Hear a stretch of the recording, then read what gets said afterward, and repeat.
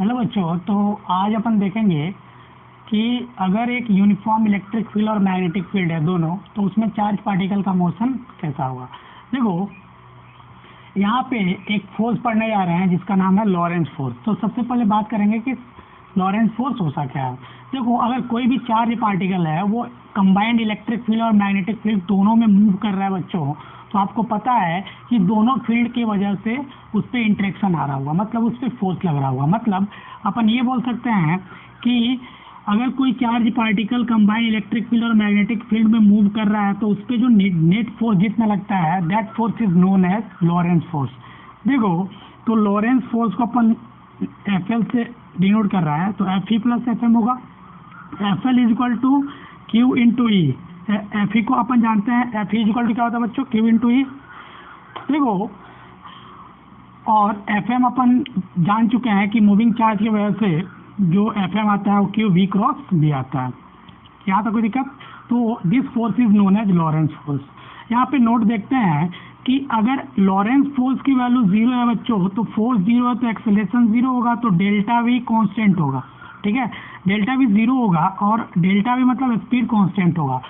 अगर किसी भी चार्ज पार्टिकल पे अगर नेट फोर्स जीरो है बच्चों, तो स्पीड कांस्टेंट होगा और उसका डायरेक्शन भी कांस्टेंट होगा। मतलब डायरेक्शन कांस्टेंट होने का मतलब हम उसको जिस वे में प्रोजेक्ट करेंगे बच्चों, उसी पाथ को वो अनडेविएटली ट्रैवल करेगा। देखो, तो हमको बताओ कि पॉसिबिलिटीज कहाँ क्या क्या है जब नेट फोर्स चार्ज पार्टिकल का जीरो हो जाए कंबाइंड इलेक्ट्रिक फील्ड और मैग्नेटिक फील्ड में। तो अपन देखेंगे, देखो, अगर मान लो इलेक्ट्रिक फील्ड जीरो है और मैग्नेटिक फील्ड जीरो है, तो भी एफ एल जीरो होगा क्योंकि क्यू इंटू ई जीरो हो जाएगा, एफ एम भी जीरो हो जाएगा, तो नेट फोर्स जीरो हो जाएगा। तो इस केस में जो होगा स्पीड कांस्टेंट रहेगा और पार्टिकल जो है अनडेविएटली कांस्टेंट स्पीड के साथ जाएगा। ठीक है, ये देखो, कांस्टेंट अनडेविएटली विथ कांस्टेंट स्पीड। देखो, अगर इलेक्ट्रिक फील्ड जीरो करता हूँ और मैग्नेटिक फील्ड नॉन जीरो है, तो मैग्नेटिक फील्ड नॉन जीरो है तो देखो मैग्नेटिक फोर्स जो है वो Q V B sine theta पे डिपेंड करता है, थीटा पे भी डिपेंड करता है। Theta is angle between B and B, अपन बात कर चुके हैं। तो अगर इलेक्ट्रिक फील्ड जीरो है बच्चों, इलेक्ट्रिक फील्ड जीरो है तो एफ ई जीरो होगा।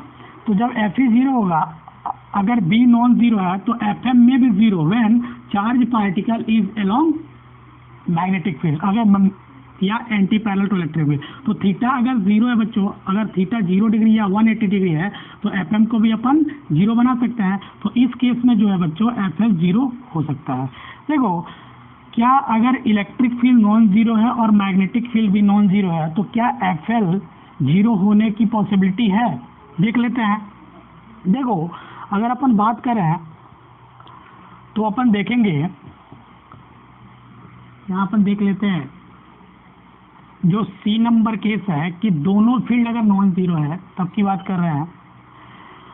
तो देखो, तो एफ एल जीरो होगा। ठीक है, एफ एल जीरो होगा। एफ एल मतलब Q E plus Q V cross B should be zero. ठीक है, देखो अपन क्या करते हैं, इस एक्सप्रेशन को थोड़ा सा रीअरेंज करके ऐसे लिख देते हैं। कोई दिक्कत नहीं है। यहाँ से ये गया, अगर इलेक्ट्रिक फील्ड देखें बच्चों तो माइनस वी क्रॉस बी। अगर माइनस साइन का काम हटाएं तो यहाँ देखो, इसको अपन लिख देते हैं बी क्रॉस बी। यहाँ देखने वाली बात ये है बच्चों कि अपने को पता है जो यहाँ इस केस में जो इलेक्ट्रिक फील्ड मिल रहा है वो क्रॉस प्रोडक्ट है मैग्नेटिक फील्ड और वेलोसिटी वेक्टर के। तो देखो, इसका मतलब ये हुआ कि इलेक्ट्रिक फील्ड जो है वो परपेंडिकुलर होगा बी के एंड इलेक्ट्रिक फील्ड जो है परपेंडिकुलर होगा बी के। ये बात अपने को पता है क्रॉस प्रोडक्ट से। और इलेक्ट्रिक फील्ड जो है वो होगा perpendicular to plane containing B and B. मतलब बी और बी जिस प्लेन में होगा उसके परपेंडिकुलर प्लेन में क्या होगा बच्चों, ये होगा। लेकिन अगर अपन देखें तो क्या इसका वाइस वर्सा पॉसिबल है, तो याद रखना यहाँ पे अपन देख रहे हैं तो vice versa is not compulsory. Compulsory नहीं है कि ऐसा हो ही, ठीक है, इसका वाइस वर्सा कंपल्सरी नहीं है। यहाँ पे अपन देखें तो ये जो एक्सप्रेशन आ रहा है वो आ रहा है independent from the nature of charge. जो चार्ज का नेचर है बच्चों उससे इंडिपेंडेंट आ रहा है। देखो यहाँ अगर अपन कंडीशन देखें बच्चों तो कंडीशन देखो इस केस में जो कंडीशन मिल रहा है वो मिल रहा है ई मस्ट बी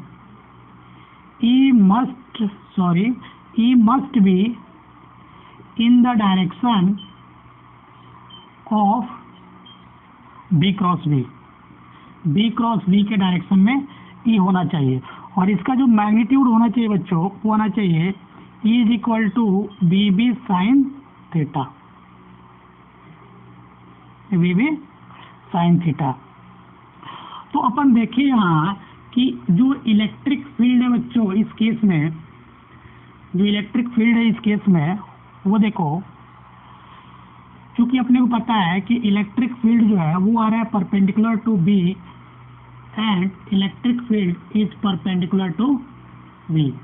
तो अपन देखेंगे तो ई डॉट वी निकाला है तो जीरो आएगा, डॉट प्रोडक्ट मतलब, और इलेक्ट्रिक फील्ड का वेलोसिटी वेक्टर के साथ डॉट भी जीरो आएगा क्योंकि थीटा यहाँ पे 90 डिग्री दिया हुआ है।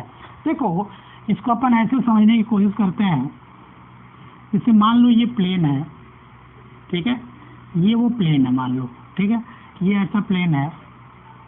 देखो हमने क्या किया, यहाँ एक चार्ज पार्टिकल लिया क्यू, इधर है बी वेक्टर और इधर है इसका वेलोसिटी वेक्टर और ये है थीटा। तो मैं आपको क्या बताया था कि अगर एफएल जीरो करना है तो इलेक्ट्रिक फील्ड का डायरेक्शन जो है वी क्रॉस बी के डायरेक्शन रहना चाहिए। तो देखो बी क्रॉस बी, तो ये कैसे आ रहा है, देखो outward the plane of the board ऐसे आ रहा है ना। तो जो यहाँ पे इलेक्ट्रिक फील्ड का डायरेक्शन होगा बच्चों वो आएगा ऊपर, ठीक है, इसको मैं डॉट से बना रहा हूँ। तो इस केस में क्या होगा कि चार्ज पार्टिकल अनडेविएटली सीधे निकल जाएगा। यहाँ तक कोई दिक्कत, यहाँ तक कोई दिक्कत नहीं हुआ होगा। देखो अपन यहाँ देखे हैं कि electric field, magnetic field and velocity vector is perpendicular to each other. देखो एक दूसरे के परपेंडिकुलर है, परपेंडिकुलर टू ईच अदर, एक दूसरे के परपेंडिकुलर आ रहा है। तो देखो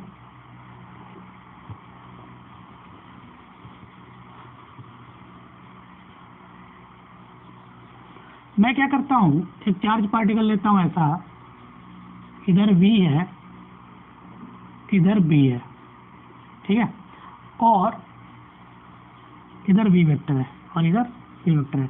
तो देखो जो E वेक्टर आएगा वो ऊपर आ रहा होगा, तो ये E वेक्टर आ रहा होगा। इस केस में जो चार्ज पार्टिकल होगा वो सीधे निकलेगा। तो जैसे ही चार्ज पार्टिकल सीधे निकलेगा तो इधर आ रहा होगा FM और इधर लग रहा होगा FE। FE is equal to Q into E और FM is equal to Q भी B, ठीक है। चलो तो इस केस में FE is equal to FM आएगा बच्चों, तो FE की वैल्यू लिख देता हूँ QE is equal to QVB। तो ये यहाँ से कैंसिल, तो अगर वेलोसिटी को देखें तो E बाई B आ रहा है, जो इसका स्पीड आ रहा है वो आ रहा है E बाई B। वेलोसिटी क्या आ रहा है, E बाई B। अब यहाँ पे छोटा सा देखो, अगर मैं वेलोसिटी को ऐसे सेलेक्ट करूँ, वेलोसिटी को ऐसे सेलेक्ट करूँ कि E बाई B का रेशियो हो, तो अपन उस चार्ज पार्टिकल को, जो नेसेसरी चार्ज पार्टिकल होगा, उसको हम एक जगह कलेक्ट कर सकते हैं। तो इसी कंसेप्ट का यूज करके अपन एक छोटा सा कंसेप्ट पढ़ने जा रहे हैं, वो है कंसेप्ट ऑफ वेलोसिटी सेलेक्टर। क्या बच्चों, वो है concept of velocity selector. Velocity को सेलेक्ट करके अपन पर्टिकुलर चार्ज बीम से किसी चार्ज को अपन कलेक्ट कर सकते हैं। तो इसका यूज कैसे करते हैं बच्चों? It is use to filter a particular charge from the charge beam. अगर एक चार्ज बीम है, उससे एक पर्टिकुलर चार्ज को अगर फिल्टर करना है तो अपन यूज करते हैं। देखो यहाँ पे क्या होगा, अपने को पता है कि electric field and magnetic field orthogonal होगा, ठीक है, अपन देख लिए ना। ऑर्थोगोनल का मतलब क्या होता है बच्चों? एट 90 डिग्री ना, ऑर्थोगोनल होगा। तो यहाँ देखें बच्चों, तो वेलोसिटी को क्या लिखेंगे? वेलोसिटी को लिखेंगे E/B। जिस चार्ज की वेलोसिटी को अपन सेलेक्ट कर लेंगे, वो चार्ज जो है वो सीधे निकल जाएगा और अपन एक छोटा सा डिटेक्टर लगा लेंगे, वहां पे वो कलेक्ट हो जाएगा। तो अपन देखें यहाँ, तो वेलोसिटी जो आ रहा है E/B आ रहा है, या इसी को स्पीड बोलो। तो इसी कंसेप्ट का यूज करके बच्चों अपन एक छोटा सा अरेंजमेंट देखते हैं। देखो मैंने क्या किया, B को फिक्स कर दिया। क्या किया? B को फिक्स कर दिया। और जो वेलोसिटी सेलेक्ट किया हूँ बच्चों, वेलोसिटी सेलेक्ट किया हूँ वो V2 है। क्या है? V2 है। यहाँ पे एक मैं डिटेक्टर बना रहा हूँ, ठीक है, ये रहा डिटेक्टर, ये है डिटेक्टर। इससे चार बीम्स निकलेंगे। यहाँ एक चार्ज बीम निकला, एक यहाँ निकला, ठीक है, ऐसे निकल रहे हैं चार्ज बीम। देखो ये है V1 स्पीड, ये है V2 और ये है V3। यहाँ तक कोई दिक्कत? यहाँ तक कोई दिक्कत नहीं हुआ होगा। देखो अपन क्या किए, V2 को सेलेक्ट किए। अब अपना काम है इलेक्ट्रिक फील्ड और मैग्नेटिक फील्ड लगाना। क्या काम है बच्चों? अपना काम है इलेक्ट्रिक फील्ड और मैग्नेटिक फील्ड लगाना। तो देखो मैं क्या करता हूँ, यहाँ मैग्नेटिक फील्ड इधर लगा देता हूँ, ठीक है।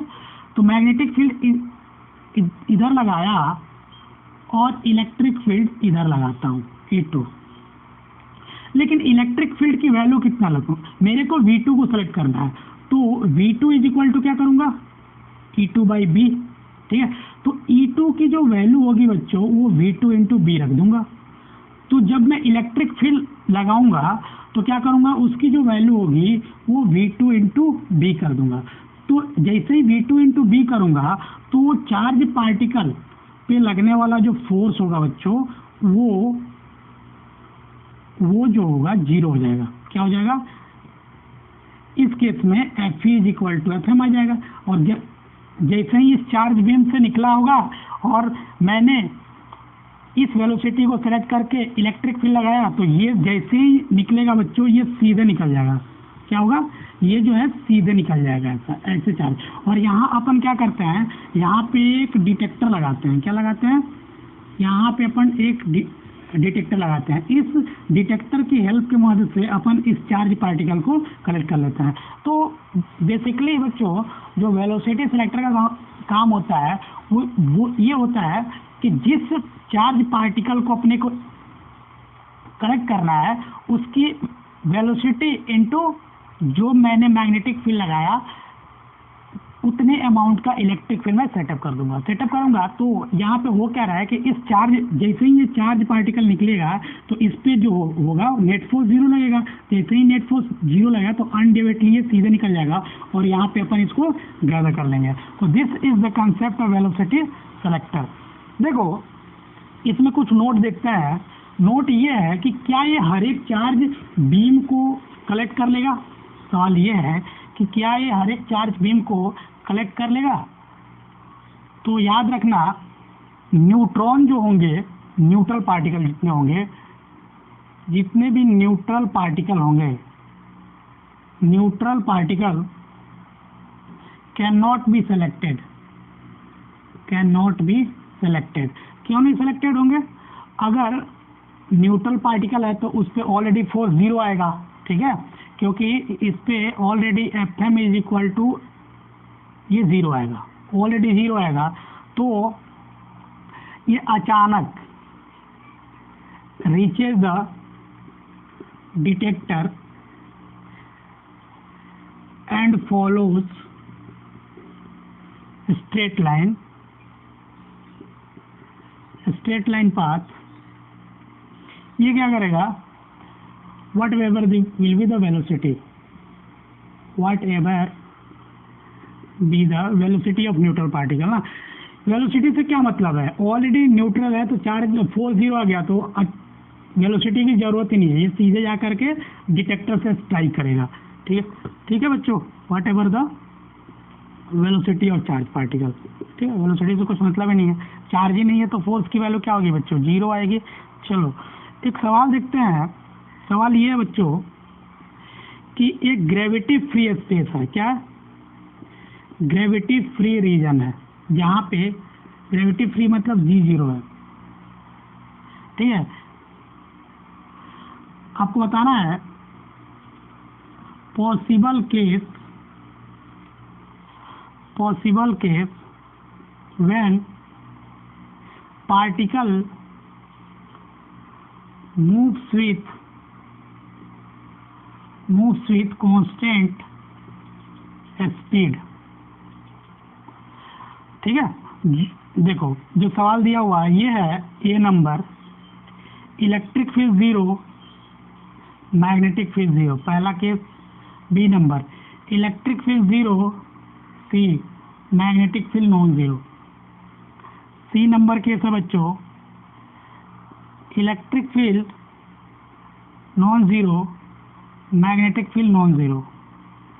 डी नंबर केस है, इलेक्ट्रिक फील्ड नॉन जीरो और मैग्नेटिक फील्ड इज जीरो। ये चार केस है, चारों केस में बताना है कि अगर किसी चार्ज पार्टिकल को ग्रेविटी फ्री रीजन में फेंक देते हैं बच्चों, प्रेस कर देते हैं, तो उसका स्पीड कब कांस्टेंट रहेगा। तो देखो इसकी बात तो अपन पहले ही अपन कर चुके हैं कि अपने को पता है कि अगर कांस्टेंट स्पीड के साथ चलाना है बच्चों तो अपना काम क्या है, लॉरेंस फोर्स को जीरो करना। ठीक है, तो लॉरेंस फोर्स को जीरो करना है। सॉल्यूशन अगर बनाओगे इसका तो लॉरेंस फोर्स जैसे ही जीरो होगा तो स्पीड हो जाएगी कांस्टेंट। ठीक है, अपन देखे थे कि लॉरेंस फोर्स कब जीरो आता है। देखो पहला केस पॉसिबल है, इलेक्ट्रिक फील्ड जीरो है, मैग्नेटिक फील्ड भी जीरो है, तो एफएल जीरो होगा, पहला केस पॉसिबल है। बी नंबर देखो, बी नंबर में है इलेक्ट्रिक फील्ड जीरो है, मैग्नेटिक फील्ड नॉन जीरो है। ठीक है ना, यही ना केस है। तो देखो इलेक्ट्रिक फील्ड जीरो है और मैग्नेटिक फील्ड जीरो नहीं है, तो देखो यहाँ एफ ही तो जीरो हो जाएगा, लेकिन एफ एम को अपन जीरो बना सकते हैं। कैसे, थीटा को अपन 0 डिग्री या 180 डिग्री। तो ये केस है पॉसिबल। ठीक है, इट इज पॉसिबल, तो ये भी पॉसिबल है। अगर डी देखें तो यहाँ भी पॉसिबल है ना, एफ एल जीरो होने की है। अगर ई नंबर केस देखें है तो electric field is not equal to zero and magnetic field is not equal to zero. ये भी केस पॉसिबल है, कब, जब इलेक्ट्रिक फील्ड अपन क्या कर रहे थे, बी क्रॉस वी कर रहे थे। अगर ऐसे अपन देखे थे तो यहाँ एफ एल की वैल्यू जीरो, तो this is a possible case. अगर डी नंबर देखें बच्चों तो electric field not equal to zero और मैग्नेटिक फील्ड इज जीरो, तो एफ एम तो हमने जीरो बना दिया, लेकिन क्या एफ ई जीरो है, F E is not equal to zero. तो एफ एल जो होगा बच्चों वो नॉट इक्वल टू जीरो होगा। मतलब इस केस में जो है चार्ज पार्टिकल कांस्टेंट स्पीड के साथ नहीं जाएगा, इसमें एक्सेलरेशन आ रहा होगा क्यू बाई एम का। ठीक है बच्चों, यहाँ एक्सेलरेशन, तो ये केस पॉसिबल नहीं है। मतलब ये केस पॉसिबल नहीं है, बाकी इसमें हो सकता है, इसमें हो सकता है और इसमें हो सकता है। देखो अगर आपसे सवाल सिर्फ इतना पूछ दे इसी केस में कि चार्ज पार्टिकल जो है बच्चों अनडेविएटली जा रहा है, क्या चार्ज पार्टिकल अनडेविएटली जा रहा है, अगर सिर्फ इतना सवाल है तो याद रखना चार्ज पार्टिकल अनडेविएटली जाने का मतलब कि अपने को ये नहीं पूछा है कि वो कांस्टेंट स्पीड के साथ जा रहा है बच्चों कि एक्सेलरेटेड होके जा रहा है। तो अगर इसी में आपको मैं सवाल दूं कि इफ, इसी में अगर आपको मैं सवाल देता हूं इन अबोव केस, इसी केस में if charge particle is moving with straight path तो स्ट्रेट पाथ में कौन कौन सी पॉसिबिलिटी है? सेम है, electric field zero, magnetic field zero. दूसरा है electric field is equal to zero, magnetic field is not equal to zero. 3 number case है electric field is not equal to zero, magnetic field is not equal to zero. जो D number case है बच्चों वो ये है कि electric field is not equal to zero and magnetic field is equal to zero. देखो अपने को पता है कि इस केस में FL जीरो आएगा, मतलब ये केस पॉसिबल है। इस केस में भी FL जीरो आएगा, ये भी केस पॉसिबल है, स्ट्रेट लाइन में जाएगा। ये देखो ये भी केस पॉसिबल था, ठीक है। इसमें पॉसिबल है, इसमें मैंने देखा था बच्चों कि QE आ रहा था, FE जो होगा वो नॉट इक्वल टू जीरो, लेकिन FM की वैल्यू जीरो आएगा। अपने को पता है कि अगर बच्चों इलेक्ट्रिक फोर्स है तो वो चार्ज पार्टिकल को स्ट्रेट लाइन में मूव करता है। क्या करता है? स्ट्रेट लाइन में मूव करता है, स्ट्रेट लाइन में मूव करता है। लेकिन मोशन जो होता है वो एक्सेलरेटेड होता है। क्या होता है बच्चों? मोशन जो होता है वो एक्सेलरेटेड होता है, मतलब यहाँ स्पीड जो है वो बढ़ेगी, लेकिन पाथ जो स्ट्रेट लाइन होगा। तो ये भी केस पॉसिबल है, ठीक है, ये भी केस पॉसिबल है। जब सिर्फ ये पूछ दे कि ये भी केस पॉसिबल है, ठीक है, सिर्फ ये पूछ दे कि अनडिवेटली स्ट्रेट लाइन में जा रहा है तो ये भी केस पॉसिबल होगा बच्चों। और तो यहाँ एक सवाल है कि एक चार्ज पार्टिकल है जो कि अनडिवेटली पास कर रहा है इलेक्ट्रिक फील्ड और मैग्नेटिक, तो उसकी वेलोसिटी क्या होगी? यहाँ ऑप्शन गिवन है, इसी ऑप्शन से अपने को चूज करना है कि इसका आंसर क्या आ रहा होगा। देखो अपने अगर इसका अपन सॉल्यूशन करें तो अपने को पता है कि अगर चार्ज पार्टिकल कांस्टेंट स्पीड के साथ जा रहा है अनडिवेटली, तो इस केस में जो वेलोसिटी वेक्टर होना चाहिए वो इस डायरेक्शन में होना चाहिए। और ये भी बात पता है कि E is equal to V into B होता है, और मैग्नेटिक फील्ड इधर है। तो देखो अगर अपन वेलोसिटी वेक्टर को लिखें बच्चों, तो वेलोसिटी वेक्टर को लिखोगे V और V कैप। तो V तो अपने को पता है V is equal to E by B आएगा, लेकिन V कैप की वैल्यू कितनी आएगी? अगर V कैप की वैल्यू किसी भी तरीके से अपन कैलकुलेट कर ले बच्चों, तो अपन इसको आसानी से निकाल सकते हैं। तो जो वेलोसिटी वेक्टर आता है बच्चों वो E क्रॉस B आता है, E क्रॉस B। तो देखो अगर यहाँ से V कैप निकालोगे तो E क्रॉस B, ठीक है। अगर वेलोसिटी वेक्टर निकाल रहे बच्चों तो E cross B divided by E B sine 90 degree आ रहा होगा, ये आ रहा होगा V। तो यहाँ देखो तो E cross B divided by E B, इस वैल्यू को यहाँ डालोगे तो जो वेलोसिटी वेक्टर होगा बच्चों वो होगा E by B into E cross B divided by A into B. ये जो वेलोसिटी वेक्टर आ रहा होगा वो आ रहा हो देखो E cross B divided by B square. Choose कर लो कौन सा ऑप्शन है, E cross B into B square, तो ये ऑप्शन आ रहा होगा ना। देखो अब अपन बात करने जा रहे हैं कि अगर किसी भी करंट कैरिंग कंडक्टर को बच्चों मैग्नेटिक फील्ड में प्लेस कर देते हैं तो उस पर कितना फोर्स लगता है। तो जो अगला टॉपिक है वो है force on current carrying conductor, current carrying conductor in uniform magnetic field. देखो अगर ये करंट कैरिंग कंडक्टर है तो इसका छोटा सा पार्ट लिया और एक क्रॉस मैग्नेटिक फील्ड में रखा हुआ है, कोई दिक्कत नहीं है। इस पर अगर फोर्स देखें तो देखो फोर्स का डायरेक्शन जो होगा वो ऐसे निकल रहा होगा, ठीक है, राइट हैंड पाम रूल से। तो इस पे जो फोर्स लग रहा होगा अभी अपन देख लेंगे कि फोर्स किधर लग रहा होगा। देखो, तो अपने को पता है कि ये छोटा सा अगर पार्ट लें बच्चों, तो अपन इसके वजह से जो मैग्नेटिक फील्ड लिखेंगे वो लिखेंगे आइडियल बी साइन थीटा। तो अगर एफ एम निकालोगे तो इसको लिखोगे डी एफ एम को I D L cross B.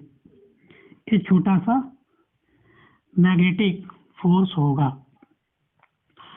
अगर मैग्नेटिक फील्ड यूनिफॉर्म हुआ बच्चों, अगर बी यूनिफॉर्म होता है, if B इज यूनिफॉर्म, यहाँ देखो, अगर B यूनिफॉर्म हुआ, अगर B यूनिफॉर्म होता है बच्चों, तो आप FM को ऐसे लिख सकते हो, आई B को बाहर निकालो, sine theta integration over DL लिखा जा सकता है। मतलब आप इसको ऐसे लिख सकते हो इंटू एल, ठीक है। यहाँ जो एल है बच्चों वो है लेंथ ऑफ कंडक्टर। क्या है? Length of conductor. अगर कंडक्टर स्ट्रेट है तो अपन स्ट्रेट लेंथ लेंगे, अदरवाइज एल इफेक्टिव लेंगे, जो कि अपन बाद में देखेंगे। तो ये है ये। तो इसको अपन अच्छे से लिखे हैं वेक्टर फॉर्म में। अगर इसको वेक्टर फॉर्म में लिखते हो तो देखो क्या लिखोगे। अगर इसी को वेक्टर फॉर्म में लिखोगे बच्चों तो एफ एम को अपन लिखेंगे आई एल क्रॉस बी। तो अगर एफ एम का डायरेक्शन देखें, दिस इज वेक्टर क्वांटिटी, तो एफ एम का जो डायरेक्शन होगा बच्चों वो होगा direction of L cross B vector, ठीक है। ये direction of L cross B vector आ रहा होगा।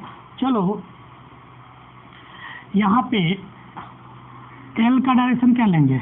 एल क्या है? एल का जो डायरेक्शन होगा बच्चों वो डायरेक्शन ऑफ आई लेंगे। क्या लेंगे? Direction of current. जो करंट का डायरेक्शन होगा वही लेंथ ऑफ कंडक्टर जो है उसका डायरेक्शन अपन कंसीडर करेंगे। देखो, अगर अपन कुछ इसमें नोट्स देखें बच्चों, और देखो थीटा क्या है यहाँ? थीटा जो है वो है angle between L and B, length और मैग्नेटिक फील्ड के बीच का एंगल होगा। चलो यहाँ कुछ नोट देखते हैं। नोट से है कि एफएम को जीरो करना है जब मैग्नेटिक फील्ड जो है नॉन जीरो। तो देखो, अगर एफएम जीरो करने का मतलब होगा I B L sine theta should be zero. B is non zero, then अपन इसमें लिख सकते हैं कि आई अगर जीरो है या थीटा अगर 0 डिग्री या 180 डिग्री है तो ये केस पॉसिबल होगा। चलो दूसरा नोट है वो है डायरेक्शन ऑफ एफएम, कि magnetic force on current carrying conductor का डायरेक्शन क्या होगा। डायरेक्शन ऑफ एफएम जो करंट कैरिंग कंडक्टर पे, तो इसको निकालने के लिए जो रूल का यूज करेंगे वो है राइट हैंड पाम रूल। क्या है बच्चों? Right hand palm rule. तो with the help of this rule we can find the direction of magnetic force acting on current carrying conductor place in uniform magnetic field. तो देखो, इस rule के हिसाब से अपन थंब को रखेंगे in the direction of current, in the direction of current, in the direction of current अपन यहाँ रखेंगे। देखो, फिंगर्स को याद रखना, जो फिंगर्स होंगे बच्चों उसको रखना है इन the direction of magnetic field. जो फेस ऑफ पाम होगा, जो फेस ऑफ पाम आएगा बच्चों वो बताएगा डायरेक्शन ऑफ एफएम। क्या बताएगा? डायरेक्शन ऑफ एफएम, कि मैग्नेटिक फोर्स का डायरेक्शन क्या आ रहा होगा। देखो, एक छोटा सा एग्जांपल लेके अपन समझने की कोशिश कर रहे हैं कि इसको कैसे निकालेंगे कि किसी कोई करंट कैरिंग अगर कंडक्टर है, अगर वो यूनिफॉर्म मैग्नेटिक फील्ड में रखा हुआ है तो उससे फोर्स लगेगा तो उसका डायरेक्शन कैसे निकालेंगे। देखो अपन क्या करते हैं, यहाँ क्रॉस मैग्नेटिक फील्ड लेते हैं। मैग्नेटिक फील्ड क्रॉस का मतलब अंदर है मैग्नेटिक फील्ड, क्या बच्चों, अंदर है मैग्नेटिक फील्ड। हमने क्या किया, यहाँ एक कंडक्टर लिया, इसमें करंट ऊपर फ्लो हो रहा है, ठीक है। देखो अगर ये करंट कैरिंग कंडक्टर है और मैग्नेटिक फील्ड में इसको रखे हैं तो इस पे लगेगा एक फोर्स, ठीक है। फोर्स का डायरेक्शन क्या होगा, तो देखो करंट ऊपर, तो ऐसे रखे अंगूठा, current direction, magnetic field into the plane, तो मैंने ऐसे रखा, तो फेस ऑफ पाम मेरे साइड खुल रहा है, मतलब इस पे जो फोर्स लग रहा होगा ये इधर लग रहा होगा, ठीक है। इस पे जो फोर्स लग रहा होगा इस साइड लग रहा होगा। देखो अगर मैं मैग्नेटिक फील्ड का डायरेक्शन रिवर्स करता हूँ, मैं इस बार मैग्नेटिक फील्ड को outward the plane of the board रखा हूँ और इसमें मैंने करंट कैरिंग कंडक्टर ऐसे रख दिया, ठीक है। देखो करंट इधर और मैग्नेटिक फील्ड ऊपर, तो मैंने फिंगर्स को ऊपर कर किया, तो फेस ऑफ पाम किधर आ रहा है, इस साइड, तो इस पे फोर्स किधर लग रहा होगा, इधर, एफएम की डायरेक्शन इधर होगा। तो करंट कैरिंग कंडक्टर पे फोर्स लगेगा जब उसको अपन मैग्नेटिक फील्ड में प्लेस कर देंगे बच्चों, तो ठीक है, ये बात अपने को पता है। उसका डायरेक्शन कैसे निकालेंगे ये भी आपने सीख लिया ना। तो देखो जो इसमें तीसरा नोट है, अपन देखे थे कि जो एफएम आ रहा था बच्चों वो आई एल क्रॉस बी आ रहा है। तो अगर अपन बात करें तो FM is perpendicular to L vector and FM is also perpendicular to B vector. ये बात क्लियर है ना कि एफएम एल वेक्टर के भी परपेंडिकुलर है और बी वेक्टर के भी परपेंडिकुलर है। तो अगर एफएम का डॉट प्रोडक्ट लूँ एल के साथ तो जीरो आएगा और एफएम का मैग्नेटिक फील्ड के साथ भी डॉट लूँ तो जीरो आएगा। इस पे भी छोटा सवाल फ्रेम करके आपको दिया जा सकता है। चलो अब जो चौथा नोट है बच्चों, अगर मान लो कि कंडक्टर जो है स्ट्रेट ना होकर के किसी आर्बिट्रेरी शेप का हो गया तो इस फॉर्मूले को कैसे यूज करेंगे। तो for arbitrary shaped conductor placed in uniform magnetic field, तो इस केस में जो एफएम लिखेंगे बच्चों याद रखना वो लिखेंगे I L effective cross B. What do you mean by L effective here, तो एल इफेक्टिव जो होगा वो याद रखना, जो एल इफेक्टिव होगा ये है shortest distance from initial to final. तो फाइनल इसको अपन समझने की कोशिश करते हैं। मान लो कि एक आर्बिट्रेरी शेप का कंडक्टर मैंने ऐसे रखा, जैसे ये देखो ये कोई आर्बिट्रेरी शेप कंडक्टर है, इसका एक एंड यहाँ है और दूसरा एंड यहाँ है और करंट इससे ऐसे जा रहा है और ये क्रॉस मैग्नेटिक फील्ड में रखा हुआ है। क्या बच्चों, इसको मैंने क्रॉस मैग्नेटिक फील्ड में रखा हुआ है बी। तो करंट ऐसे जा रहा है तो इसका लेंथ ये नहीं लेंगे बच्चों, अपन क्या करेंगे जो इनिशियल है जहाँ से करंट चालू हुआ दिस इज इनिशियल, तो ये है इनिशियल, याद रखना ये है इनिशियल और ये होगा फाइनल। क्या होगा, ये होगा फाइनल। तो इनिशियल से फाइनल अपन क्या करेंगे, एक लाइन ड्रॉ कर देंगे। इनिशियल से फाइनल क्या करेंगे बच्चों, एक लाइन ड्रॉ कर देंगे। ये होगा एल इफेक्टिव वेक्टर। क्या होगा, ये होगा अपना एल इफेक्टिव वेक्टर। यहाँ से यहाँ तक इनिशियल से फाइनल अपन क्या किए, जोड़ दिए, तो ये हो गया एल इफेक्टिव वेक्टर। इसमें जो भी फोर्स लगेगा, देखो करंट इधर है तो इसमें करंट इनिशियल से फाइनल जा रहा होगा, देखो करंट इधर और मैग्नेटिक फील्ड नीचे, तो इस पे जो फोर्स लगेगा ये ऊपर लग रहा होगा, जो एफएम लग रहा होगा बच्चों ये है होगा ऊपर। यहाँ तक कोई दिक्कत, यहाँ तक कोई दिक्कत नहीं है। चलो कुछ सवाल देखते हैं। सवाल ऐसा है, सवाल ये ऐसा है, देखो इससे करंट आई जा रहा है, ठीक है, और यहाँ तक आई जा रहा है, ये है यहाँ से यहाँ तक। ये जो लेंथ है ये बी है और ये जो लेंथ है वो ए है, आपको बताना है। और इसको अपन रखे हैं यूनिफॉर्म मैग्नेटिक फील्ड में जो कि इनवर्ड है into the plane of the board B. आपको बताना है कि इस कंडक्टर पे फोर्स कितना लग रहा है और किस डायरेक्शन में लग रहा है, कि एफ एम नेट कितना है, एफ एम नेट निकालना है। सवाल क्या है, एफ एम नेट निकालना है। देखो इसको मैंने आपको बताया था कि इनिशियल ये होगा, इनिशियल और फाइनल ये होगा, तो इससे एक वेक्टर जोड़ो, तो जोड़ोगे तो ये वाला लेंथ कितना होगा, देखो ये बी और ये, तो ये रूट अंडर ए स्क्वायर प्लस बी स्क्वायर, तो लेंथ ऑफ द कंडक्टर मिल गया और मैग्नेटिक फील्ड अंदर है और लेंथ ऐसा है आई के डायरेक्शन में, ऐसा आई, तो आई और एल और बी के बीच में थीटा कितना है 90 डिग्री, तो यहाँ पे थीटा 90 डिग्री है बच्चों। तो इसको आप आसानी से कैलकुलेट कर सकते हो कि इस पे फोर्स कितना लग रहा होगा। इस पे फोर्स की बात करेंगे तो देखो फोर्स कितना लग रहा होगा, जो फोर्स की वैल्यू आ रही होगी, यहाँ मैं इसको सॉल्व कर दे रहा हूँ। जो इस पे एफ एम लग रहा होगा आई बी एल इफेक्टिव की वैल्यू कितनी है ए स्क्वायर प्लस बी स्क्वायर का रूट अंडर और साइन 90 डिग्री। तो जो एफ एम की वैल्यू होगी वो होगी आई बी इंटू रूट अंडर ए स्क्वायर प्लस बी स्क्वायर। यार हुआ इसका डायरेक्शन की बात करें बच्चों तो देखो करंट इधर और मैग्नेटिक फील्ड नीचे, तो इस पे जो फोर्स लग रहा होगा ये फोर्स इस पे ऐसे लग रहा होगा, ये फोर्स ऐसे लग रहा होगा एफ एम। यहाँ तक कोई दिक्कत, यहाँ तक कोई दिक्कत नहीं है। एक अगला सवाल है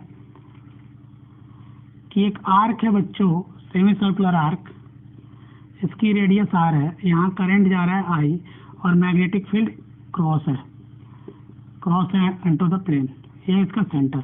आपको बताना है कि इस आर्क पे कितना फोर्स लग रहा होगा। ये जो आर्क है ये मैग्नेटिक फील्ड में मैंने रखा है, इस पे कितना फोर्स लग रहा होगा। देखो तो यहाँ से और यहाँ तक इसका एल इफेक्टिव ये हुआ, ठीक है, इसका एल इफेक्टिव की वैल्यू यहाँ पे कितना होगा 2r, और देखो मैग्नेटिक फील्ड अंदर और करंट इधर, इसमें करंट इधर, तो फोर्स लग रहा होगा इस पे अपवर्ड। और देखो एल और बी के बीच में थीटा कितना है 90 डिग्री।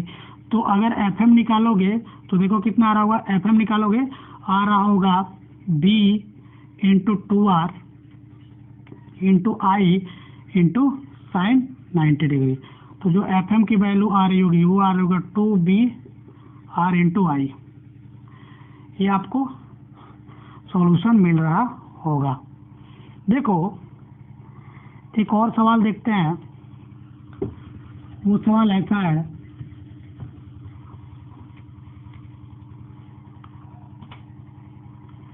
सवाल ऐसा है बच्चों,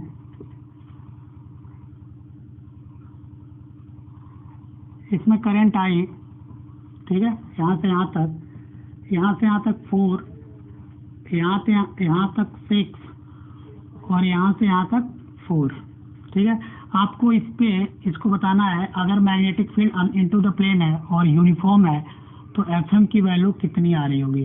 तो देखो यहाँ इनिशियल है और यहाँ फाइनल, तो इसको ऐसे जोड़ दो, जैसे इसको जोड़ोगे तो एल इफेक्टिव का वैल्यू ये देखो यहाँ ये 3 आ रहा होगा, तो ये आ रहा होगा 5 और ये आ रहा होगा 5, देखो इसका स्क्वायर और इसका स्क्वायर का रूट अंडर, तो ये 5 और ये 5 का टोटल एल इफेक्टिव की वैल्यू कितनी आ गई 10, ठीक है, एल इफेक्टिव 10 आ गया।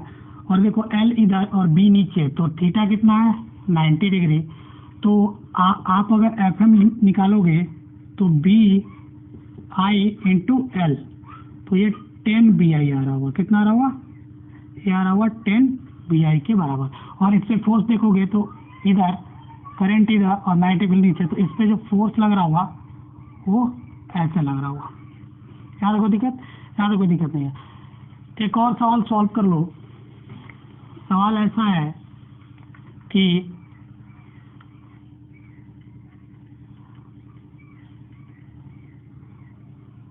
ठीक है, इसमें करंट आई फ्लो हो रहा है, ये 7 मीटर है यहाँ से यहाँ तक,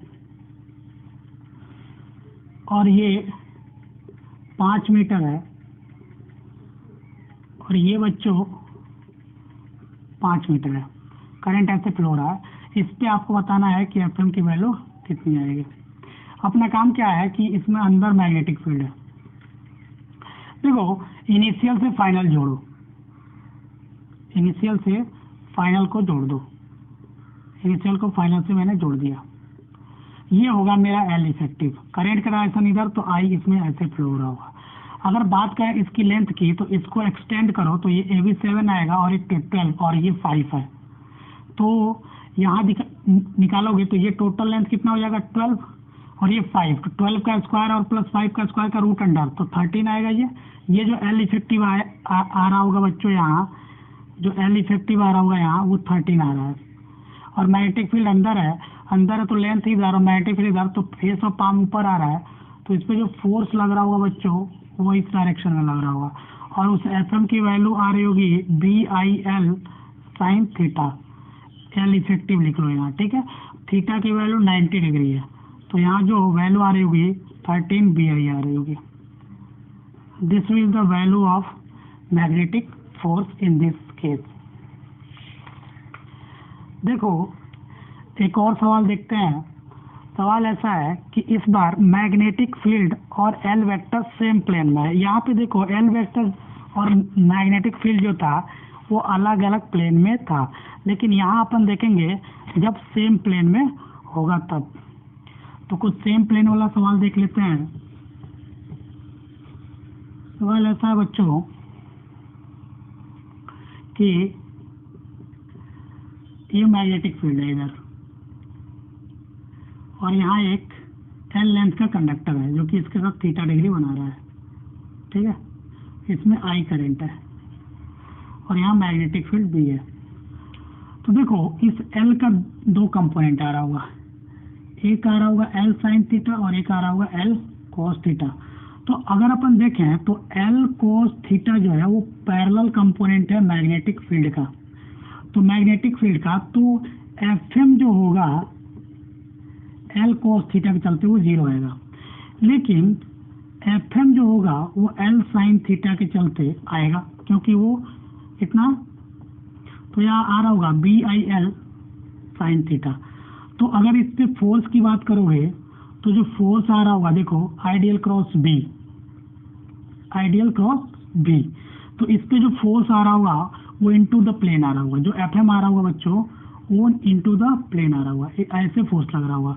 तो उस फोर्स की जो वैल्यू आएगी नेट फोर्स वो आ रहा होगा BIL साइन थीटा और into the plane of the board, conductor पे ऐसे फोर्स लग रहा होगा इनवर्ड। यहाँ तो कोई दिक्कत, यहाँ तो कोई दिक्कत नहीं है। चलो एक और सवाल देखते हैं। सवाल ऐसा है बच्चों,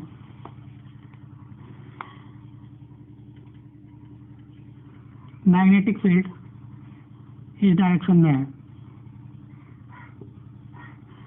इस बार कंडक्टर का शेप बच्चों ऐसा है। यहाँ कोई दिक्कत, यहाँ तो कोई दिक्कत नहीं, इससे आई करंट फ्लो हो रहा है, इससे आई करंट फ्लो हो रहा है। अब अगर अपन देखें बच्चों तो यहाँ से यहाँ तक जो एल इफेक्टिव होगा वो ऐसा होगा, एल इफेक्टिव ऐसे होगा। तो अपन देख रहे हैं कि जो लेंथ ऑफ कंडक्टर आ रहा है वो ऐसा आ जा रहा है, और मैग्नेटिक फील्ड भी कैसा है, ऐसा ही है। तो यहाँ थीटा कितना है 0 डिग्री, क्योंकि जो डायरेक्शन आई का होता है वही डायरेक्शन एल का होता है। तो एल वेक्टर एंड बी के बीच में 0 डिग्री का एंगल है। तो आपको पता है कि अगर पैरेलल हो जाए तो एफएम जो होगा वो 0 आएगा, तो इसका सॉल्यूशन होगा 0।